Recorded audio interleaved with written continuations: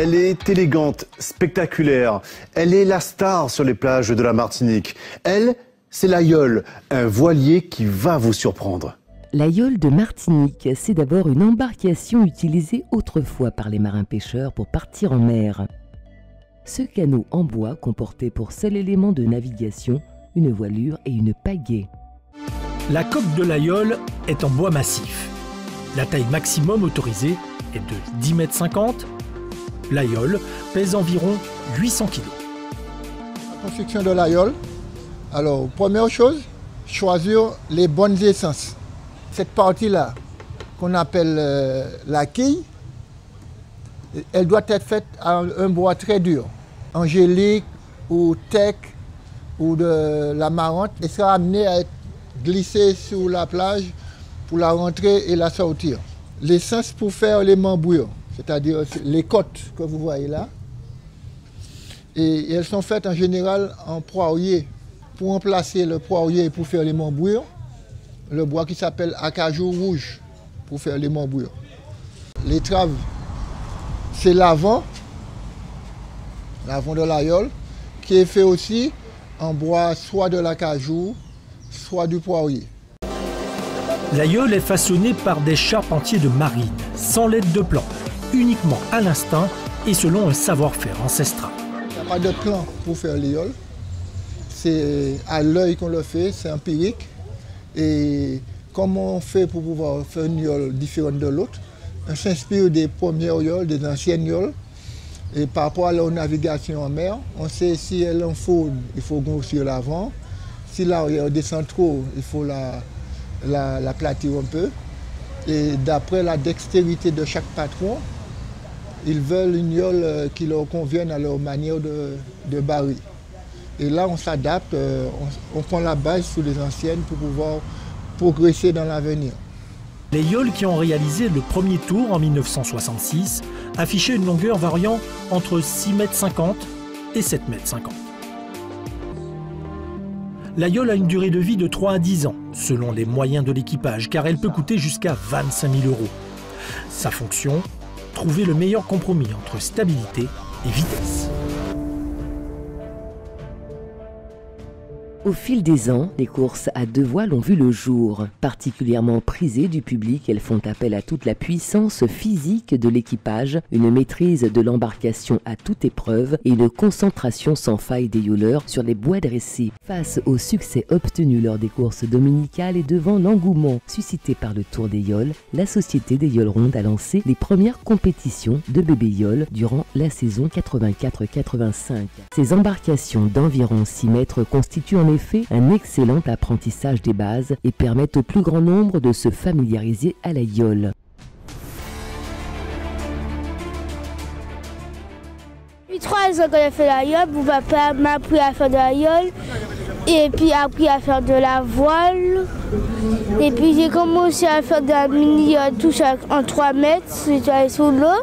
Moi je voudrais faire pagaie et voile. Ma vocation maintenant, c'est de transmettre le maximum de savoir à tout type de génération. Que ce soit petit 5-6 ans, 12-15 ans, plus jeunes, les lycéens, les yoleurs, quel qu'elle soit, c'est transmettre le maximum de savoir. Les coursiers pratiquent de 7 à 77 ans. Leur valeur est inestimable. Leur fonction, travailler en équipe. Chaque coursier a un rôle à jouer.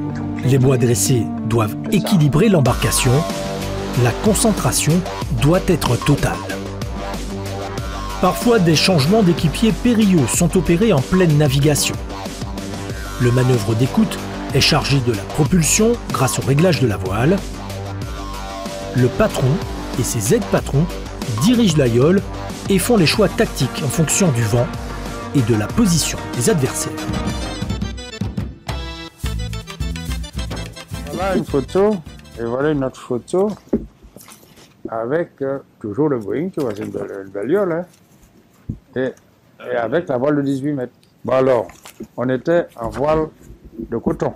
Et quand j'ai commencé à faire c'était pendant la guerre, c'était des sacs de farine que maman cousait pour moi, et je ralinguais les voiles, chose qu'on ne fait même plus à présent.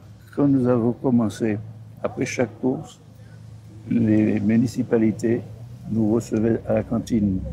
Et c'était le jour de l'année où le marin-pêcheur sortait avec sa femme et son enfant et venait partager un repas. Il n'y a pas de sexe sur l'Aïol, hein. Tout le monde est logé à la même enseigne. Ce qui nous attire à l'Aïol, c'est principalement le sport et surtout le fait de pratiquer un sport qui est culturel et qu'on pratique aussi que chez nous. Il n'y a pas ça ailleurs, c'est très important pour nous. Alors non seulement c'est une valeur sûre pour la Martinique, mais je dirais que c'est une valeur sûre pour le monde entier parce que dans aucune autre île, dans aucun autre pays, on pratique un sport tel quel. Il est propre à nous.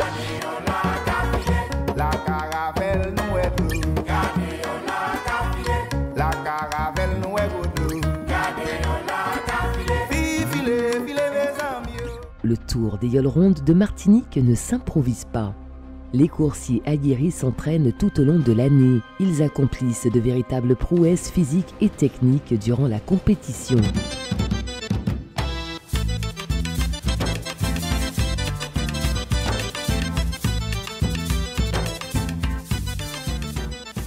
La chose qu'on fait, bon, on va voir notre yole, comme elle a dormi toute seule pour savoir comment elle est.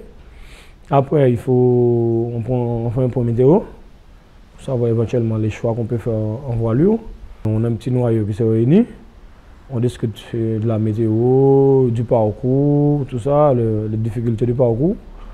Pour savoir éventuellement quelle voile qu'on peut mettre, quel équipage qu'on peut faire. Je dis que tout a commencé.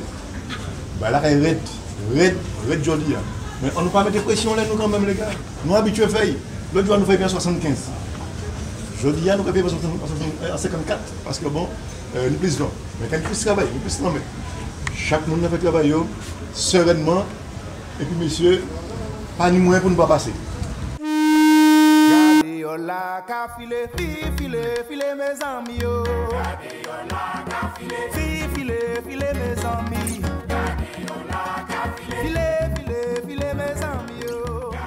Nous approchons du rocher du diamant.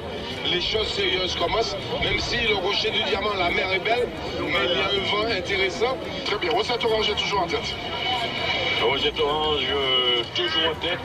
Retour au bateau 2 avec Manuela.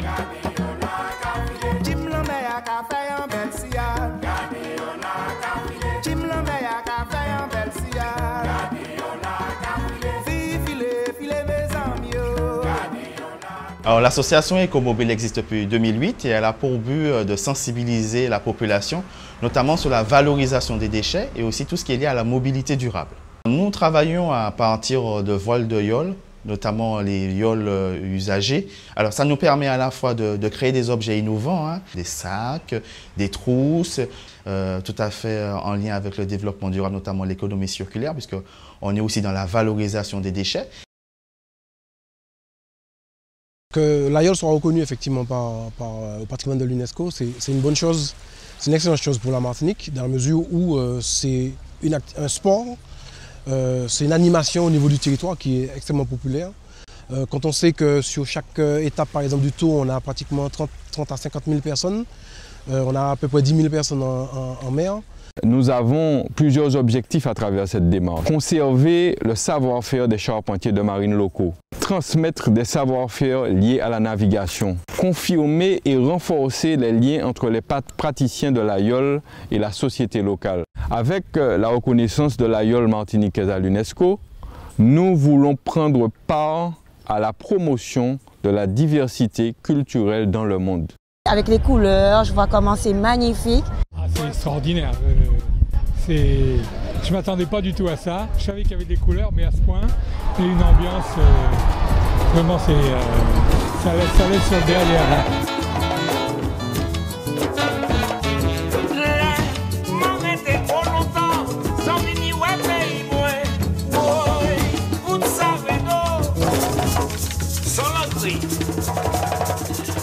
Martinique chérie, sans